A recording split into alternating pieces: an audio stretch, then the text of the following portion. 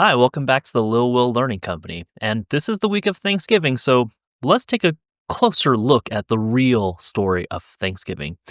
It's not just about football and turkey, but we'll look at the original story and some more obscure facts about it. And on top of that, how other cultures around the world celebrate their version of Thanksgiving. Let's take a look. Before the Pilgrims had even arrived, New England had already changed very dramatically. So between 1616 and 1619, there had been an epidemic that had basically gone through the entire Wampanoag territory.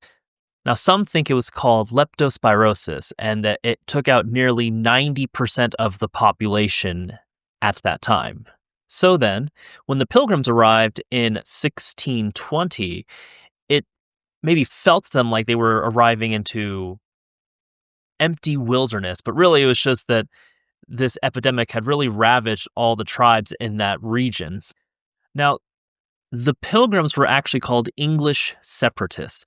And while they did flee for religious freedom, they actually went to the Netherlands first.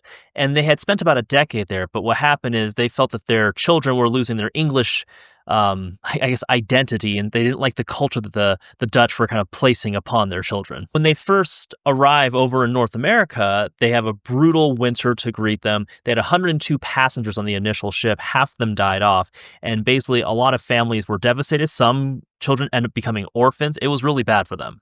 So then by 1621, it didn't seem likely that they would even survive there, but they did have two very critical encounters that basically helps to lead up to the story of the first Thanksgiving. So the first encounter was with Samoset, an Abenaki leader who, amazingly, greeted them in English. Then the second encounter came with Squanto, also known as Tisquantum. Now, his story is really tragic. He had been kidnapped years earlier. He had been taken to Europe. He learned English there. Then he eventually returned home, basically found his tribe all gone. However, he understood both cultures, so he becomes the bridge between them.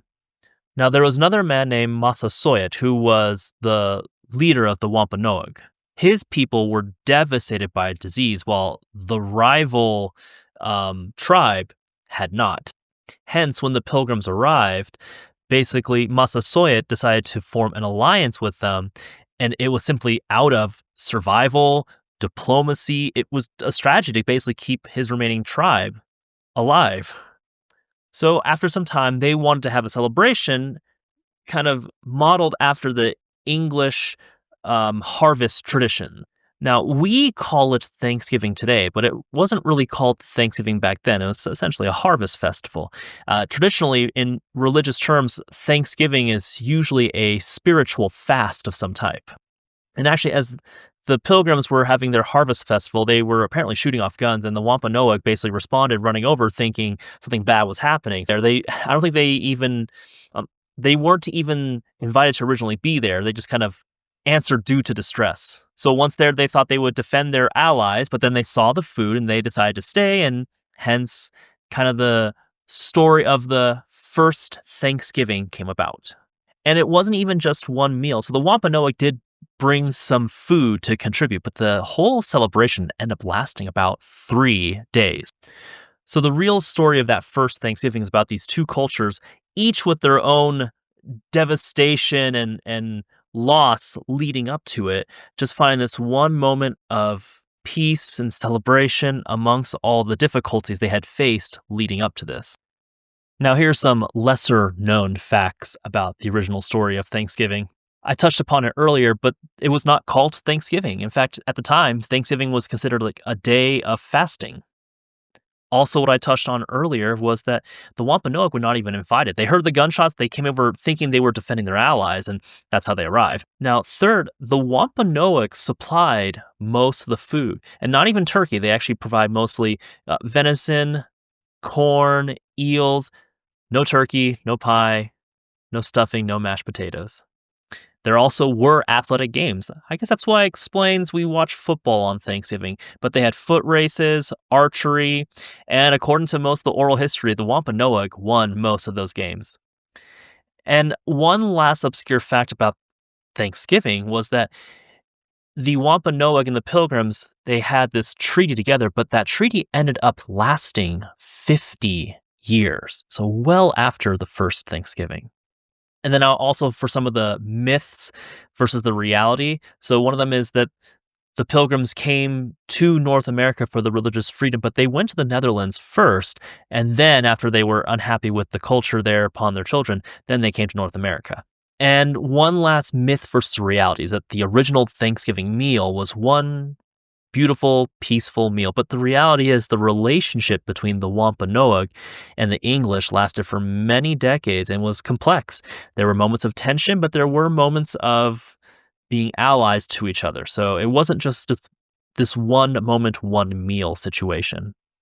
Another myth versus reality is they all sat around this table and shared this meal together. But reality, there probably wasn't even a table. They sat down on the ground with blankets and they shared not turkey and all that. We talked about they had, venison, corn, eels. So why does Thanksgiving still matter today? Well, because back in 1621, despite all the hardships that the Wampanoag and the Pilgrims were experiencing, they came together to give thanks. So Thanksgiving really means giving gratitude in times of difficulty, not just in times when life is easy. It's remembering your blessings in times of difficulty and in times of uncertainty.